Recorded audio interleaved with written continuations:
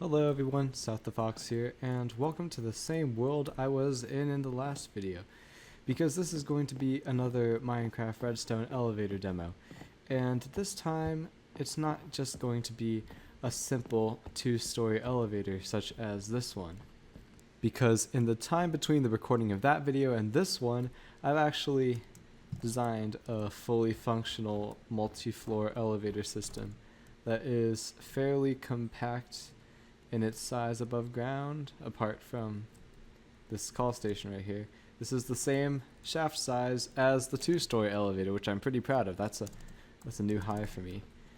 It is still single call. It takes one call at a time, and I did add a prevention so that if you call it while it's already in motion, it won't break, because if I didn't have that prevention, it would break. But yeah, this is just going to be a demonstration of how this thing works.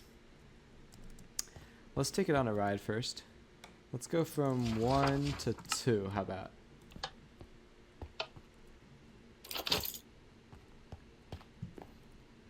Similar cab to the other one.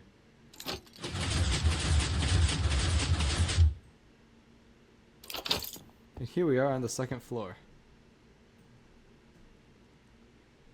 The doors close behind us, and since the elevator isn't being called by anyone else right now, it stays where it was.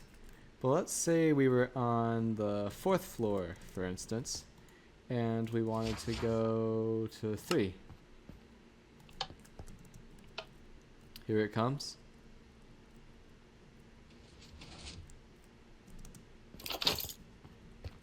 Get in, and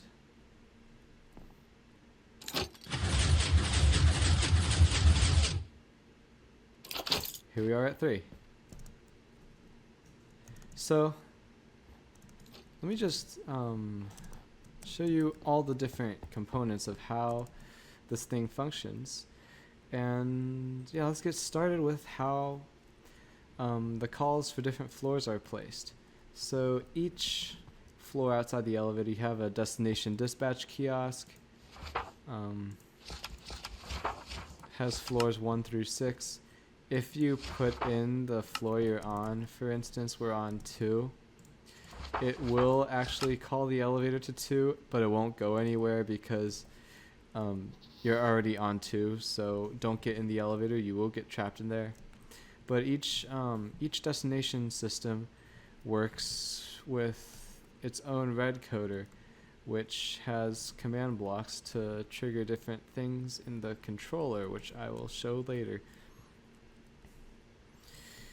The only really other thing that's above ground is these things, which basically track the elevator's position, as one of the flying machines has a redstone block on it, which triggers position-related things, such as which door to allow to open. But yeah, really all of this stuff above ground makes something happen under here. This is where the main meat of the controller is.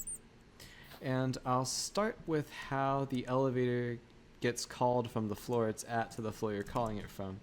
Because theoretically, the elevator could be on any floor in the building, and you have to call it from that correct floor to the floor you are at. Now, I actually came up with a system to deal with this, as you can probably tell because the elevator works. And that is to have this position tracker, which is what the command blocks in the shaft are hooked up to. So if we run the elevator, for instance, let us just call it from simple bottom to top trip.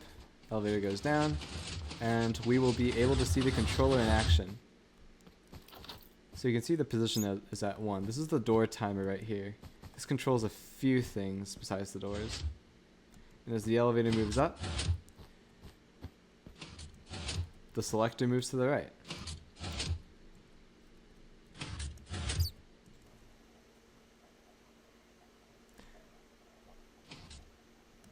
This little doohickey right here is what determines if the elevator is at a stop long enough for the doors to be opened and for all the obstacles to be cleared in the shaft, because since this is a flying machine elevator, the elevator stops and starts with obsidian. So once the elevator is at a place for long enough, all the stops clear and new stops are put in. So on to how the elevator calls itself from a floor to a floor from the correct floor. So this selector right here, whenever a call is placed, it runs a redstone, it makes a strip of redstone blocks down this area right here, and that fires one specific line of command blocks. And what it does is it places a block in front of each repeater going from the specific floor that the elevator is at. Meanwhile, each call button has, okay, I moved it down for compactness reasons, but okay, it goes from 1 through 6, and each call button, if you, like, say you're on 3, it activates this this set of command blocks, which activates placing a redstone block in front of each of these relays going to a specific floor. So that, combined with what the selector does, it primes all the relays going from a specific floor. The call button activates all the relays going to a specific floor. That leaves only one possible combination left for the elevator to go to. Additionally, it puts redstone blocks in these things, which clear all of the redstone and all of the other blocks. Okay, moving on from this area over here, we have the actual that's kind of the brains. This is more of the stuff that controls the elevator car up there itself. These are all the positions to stop and start the elevator at, with obsidian in the shaft. This column corresponds to stopping the elevator in the upwards direction. So, for example, we don't need to stop it upwards from 1, so these are blank, and it could be filled in with another circuit if we were feeling fancy, but I can't think of everything I would need to put in here, so we aren't. So yes, stops 2 through 5 have stuff in here. This column is for stopping the elevator in the downwards direction. This one is for starting the elevator in the upwards direction. And this one is for starting the elevator in the downwards direction. Yeah, but that is the calling stuff done. Now, once the elevator comes to your floor, it waits for the door timer to go out, but then it has to actually go to the floor you want to go to, or else the elevator would be practically useless. So how that works is, depending on the floor you selected, it, like for example, let's say we want to go to 4 and we don't put anything in yet. We want to go from 1 to 4. So the relay, or whatever you want to call this, the thing for 4 is primed. So each row of things here corresponds to each call station from each floor. This is the first floor, second floor, third floor, fourth floor, and onwards. And each set of command blocks corresponds to the floor you want to go to. So let's say 1 to 4, it triggers this target block and allows signal to travel through. And yeah, it's basically the same pattern for the rest of it. So whenever a call is placed, it just places a string of redstone blocks down here, which triggers the thing that needs to be triggered. So I will try to show that in action. We will call the elevator from 1 to 4. Here it comes to 1, and 4 is ready to go. And once the doors close, redstone blocks will appear, and everything should work.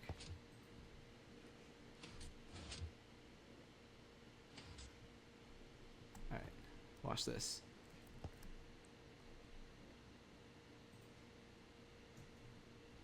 There it goes off to 4.